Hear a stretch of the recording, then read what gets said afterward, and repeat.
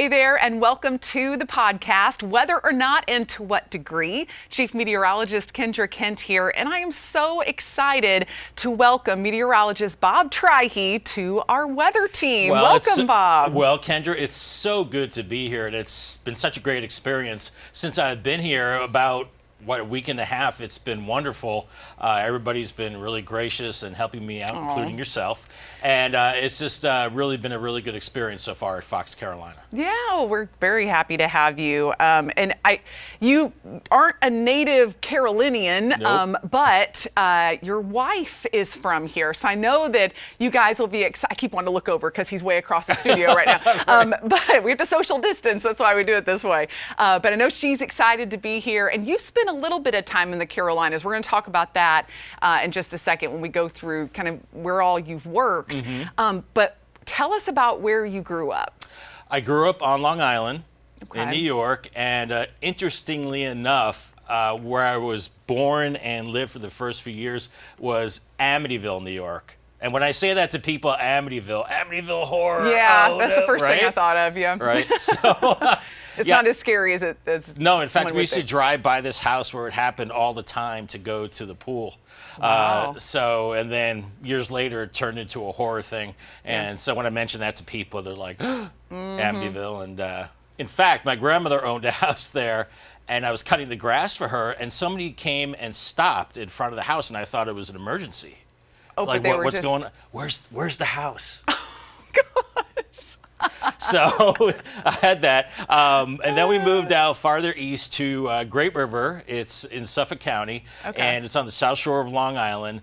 And for a weather guy like me, it was fantastic growing up there. Yeah. You know, with all the storms and the hurricanes, the coastal storms, what have you. It's just a great place to be. Yeah, that's one thing I've never endured actually in person is a nor'easter like that. I've been through tropical storms and hurricanes, the kind that you don't have to evacuate from because I live down on the Gulf Coast. But those nor'easters, I mean, that's insane. You can get tons of rain and wind, or like we talked about yesterday, if it tracks just right, you just get buried in snow. Well, and that's what happened. I think it was 77 or 78, so I would have been.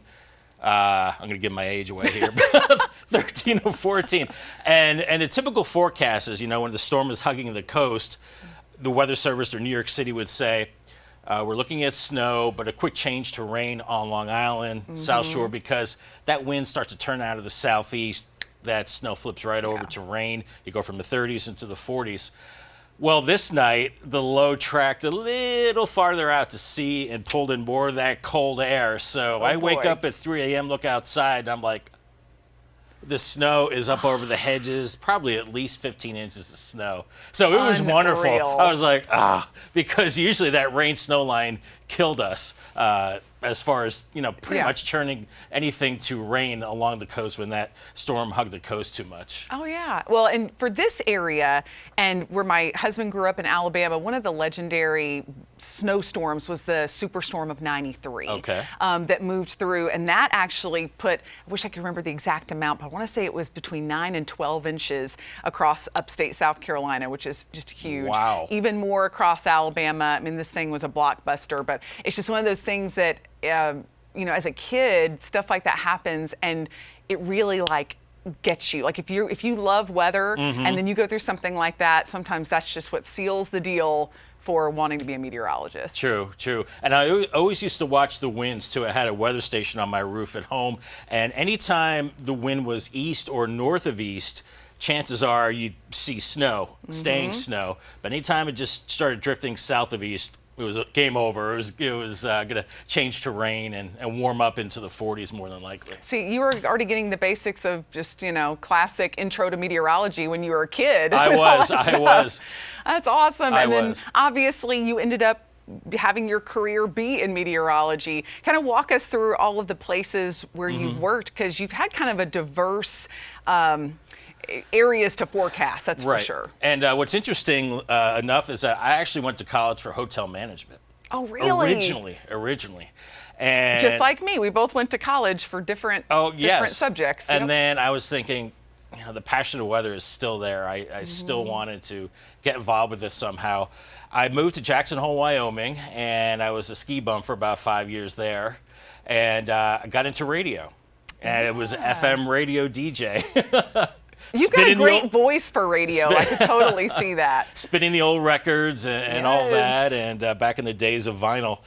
And the AM station downstairs, I became friends with the weather guy down there, and I started doing weather on the radio there. And there was like a little TV station there, and put a reel together, and then got a job in Grand Junction, Colorado. My first job, and you said you have a connection to Grand Junction. Yeah, well, one of my cousins lives there, and it's not that big of a town. And our own Joe Gagnon, who's a reporter for the morning show, his first job was in Grand Junction. Oh, okay. And it's where he met his wife, who's now one of my best friends. And but it's just funny to have Grand Junction, which is a pretty small little town, a lot of connection there. But it's a great starter market. And I tell you what, I bet you got thrown some major curveballs with the weather there too. I did, yeah. And it was talk about diverse forecasting. Had Grand Junction, low elevation, desert climate.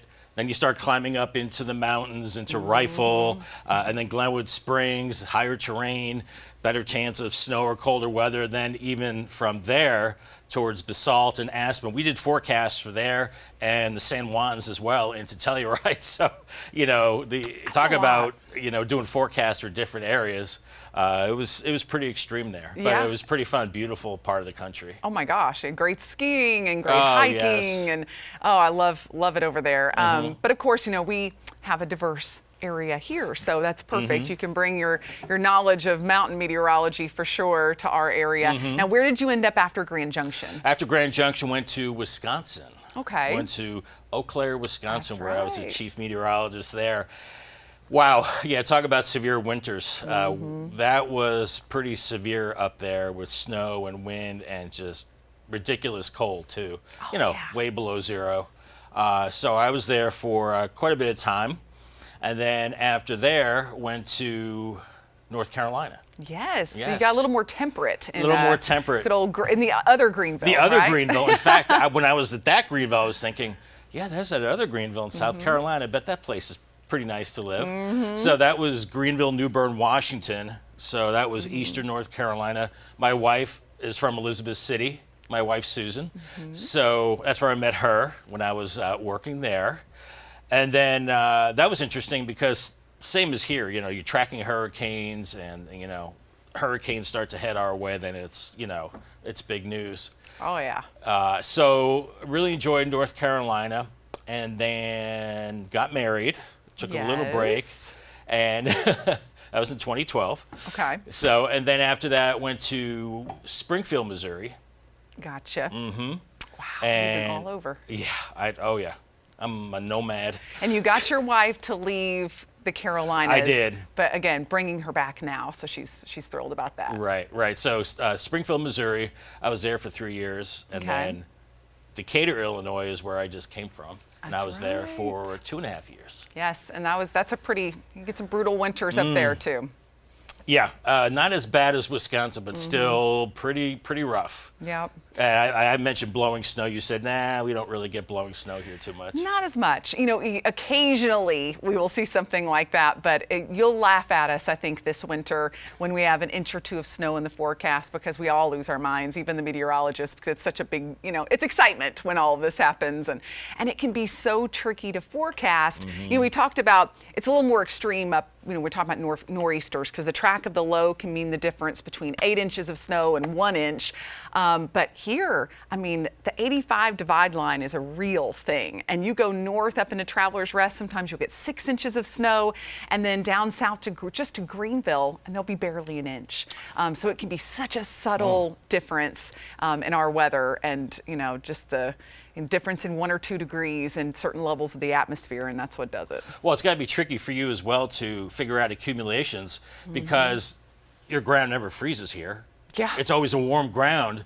So you're thinking, well, it's got to snow pretty hard to start sticking, right? Yeah, that's another great point. And a lot of times, the models will put out 4 or 5 inches of snow, but what actually ends up settling on the ground will just be 1 or 2 inches. So yeah, it's one of the subtleties, the frustrations that can come along with forecasting. But we all love it. I mean, I love when it snows. Hate ice, all of us. There's no ice has no redeeming qualities whatsoever, but the snow can certainly be fun. And we obviously talked about how you're going to be settling down here in the Carolinas. Do you have any pets, perhaps? Not now. I have had pets. I had 2 golden retrievers, 2 boys.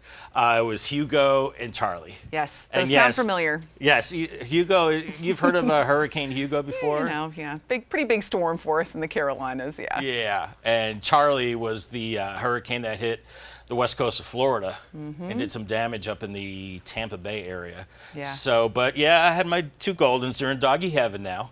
But it's hard. It's really hard to get so attached to them. Oh gosh. And I told my wife I just need to take a little break. So. And sometimes you do. And whenever you're ready, we have 4-legged friends. I'll help set you up with the perfect pup if you get to that point. Okay. But we're all animal lovers here at Fox, and I told you I have an old cat. You told me about the cat. 9 lives. He won't tolerate us getting a dog just yet, but whenever we do, I'll be all about it. All right, so I'm just going to ask you a few kind of random questions as we wrap up our podcast. So, favorite kind of weather, and I guess I can give this in 2 forms. Your favorite kind to forecast or talk about on air, and then also just personally your favorite kind of weather. Maybe it's the same. Favorite kind of, let's see.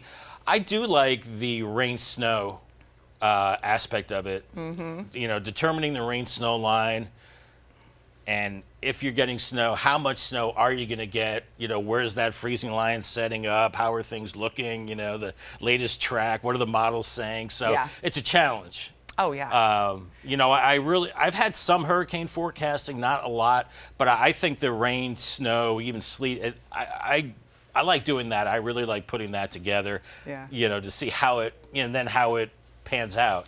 Well, it's fun because, especially as you lead up to the event, the 2 or 3 days waiting on that next model run and seeing what, is it going to stay consistent, and will that low track just the same? And that can be fun. It can be stressful, especially when you're, having to plan tell someone in Lawrence how much rain or rain/snow they're going to get, as opposed to Greenville and Spartanburg. But it's, I'm glad you welcomed the challenge, because we'll have a few of those, I have a feeling, in the next few months. And I like, just when I'm off duty or whatever, thunderstorms. Like that, especially at night, like you hear a little rumble in the distance. You're like, ooh, something's coming. And I just really enjoy thunderstorms too. Nothing severe, you don't want to see things that get too crazy. But I'm the same way. Yeah, certainly enjoy them. I've always told my husband this, whenever I know that, we don't have a tornado threat and the severe threat's pretty low, but if it's a day that I'm off and I can just enjoy a thunderstorm and not, necessarily have to track it or, do anything, just be able to just watch it rain. I think as a meteorologist, you appreciate that when, because a lot of times when it's storming, that's when you're busiest, and you really can't just stop to enjoy it. So no. I totally get that. So in your career, was there anyone or any particular thing that kind of inspired you along the way that made, I know you told the story about how you've always really loved the weather, but you majored in something different in college and all that stuff. Was there anything that just really triggered it? I think it was just something in me, when I was probably 8, 9, 10 years old. And then I got it was weird. I was probably like the only 11, 12-year-old kid watching all the local news. I grew up in New York, so watching all the New York City channels. And there was one guy on CBS, his name was Mr. G. And I don't know if you've ever heard of him, but he was, he was really good. He was really fired up, really happy. I'm like, this guy likes weather just like me. Yes. And then my siblings would be like, why do you keep turning the channel to different weather? It's the same weather. I would just get a different take from somebody else. I still enjoy doing that, just watching people do especially people who are passionate about it. And you Right. can tell when someone is talking about the weather if they have that spark or if they have that real genuine interest. And yeah, I was the same way growing up. I feel like I would watch, I was watching a big market, Houston as well. So I feel like I watched people who had been in the business a while and gotten there and were really good. And the ones that had lots of energy and would, get excited about certain, weather patterns coming in, that always kind of got me excited too. And then when I think it was probably 10 or 11, my parents bought me my first weather station. Oh, yes. Like wind direction and wind speed. I went with my dad on the roof, put up the wind vane anemometer. I was like, "Oh, wow, it's official now." Hardcore, like you put it on the roof and everything. I think I had ours on our back deck or something. Yeah, like on a big antenna pole. Yeah, that's it was awesome. It was serious. Yeah. Well, I tell you, weather's funny. It's something I think that everyone has an interest in. I mean, it affects everyone's life, but it's always interesting to hear people's stories of what makes you go that next step and just want to make it, your career. All right, on a completely unrelated to weather note, I'm just going to ask you some random questions. First thing that comes to mind. Okay. Favorite food? I have to say, it's between pizza and cheeseburgers. Oh, yeah.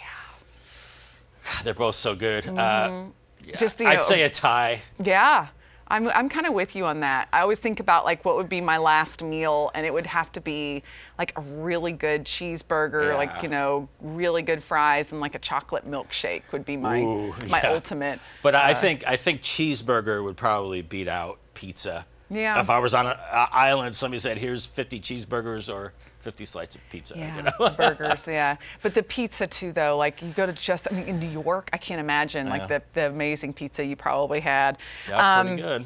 So that leads me to favorite movie, or just one of your favorites, because I really have trouble picking a favorite because there's so many genres. There's like, well, my favorite dramatic movie is this, and comedy, and This one's a one you little dark, love. but Jaws.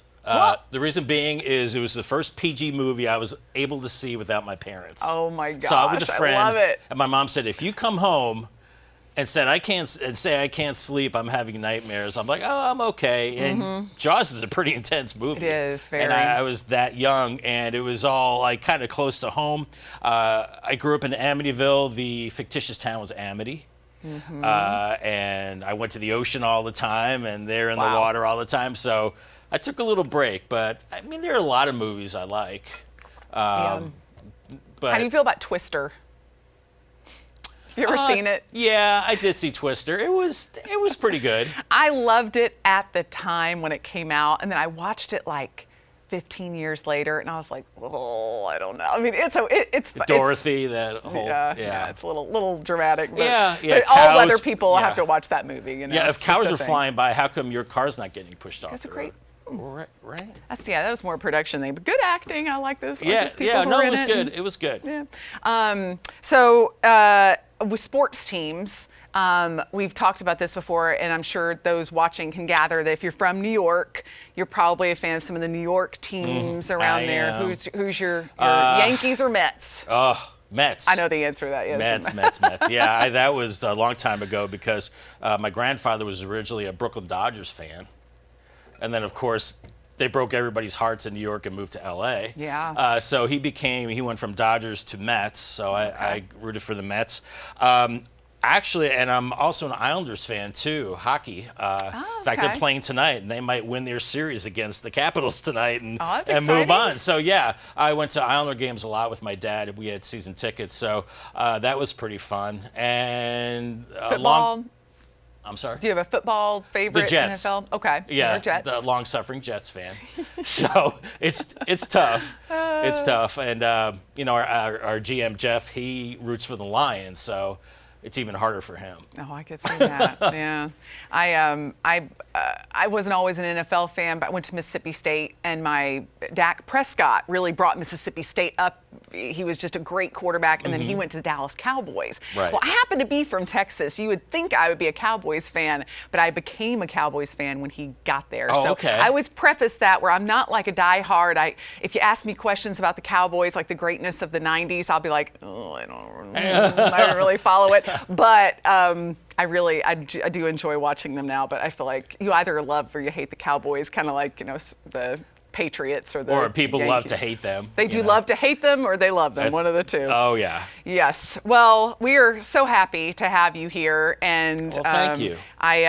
This podcast is just one of those little extras that we do, but we'll be doing more of these as we go into the fall and winter, talking about more weather topics. Mm-hmm. And if you are watching and you have a topic or a question from our podcast, you can email us, and this email goes to Bob, myself, and Nicole. It is weather@foxcarolina.com. So if you have any weather questions or suggestion for a topic for our podcast, you can always email that. And just to answer a couple questions, folks have been writing in about Isaac and Ben.